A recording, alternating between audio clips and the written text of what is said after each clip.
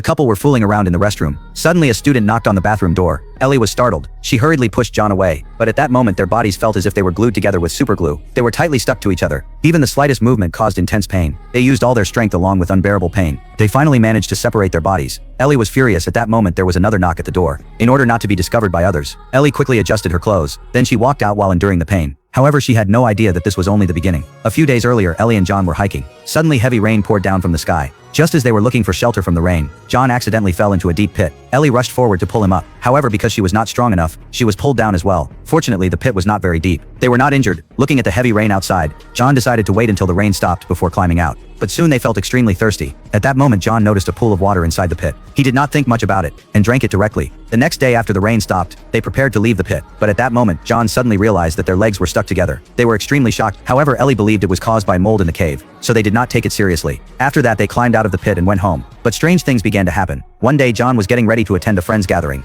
After Ellie dropped him off at the station, she drove away. However, as Ellie left, John suddenly became extremely restless. In order to ease his emotions, John hurriedly ate a jelly bean, but it had no effect at all. He could still feel intense anxiety and dizziness. John walked weakly along the road, as if moving fast enough would allow him to catch up to Ellie's disappearing figure. Meanwhile, Ellie was in class. Suddenly she saw John weakly walk into the school. Ellie quickly ran out of the building and pulled John into the restroom. She asked him what had happened, but at that moment John appeared extremely agitated. He had no idea why he felt this way. However, while they were arguing, their bodies felt as if they were glued together with superglue. They were tightly stuck together. Even the slightest movement caused intense pain. They used all their strength, along with unbearable pain. They finally managed to separate. This strange incident made John extremely uneasy. He thought about what happened when they first left the pit. John suspected that these abnormalities were related to that strange cave. After returning home, John carefully searched for information about the cave. However, at that moment, a loud bang suddenly came from the room. John was so frightened that he collapsed to the ground. He cautiously stepped forward to check, only to find that Ellie was actually stuck to the door. As John moved, Ellie also began to move. Then she opened the door and stuck directly onto John. John was terrified. Baby, wake up, baby. Fortunately, at the critical moment, Ellie regained consciousness. What are you doing? What am I doing?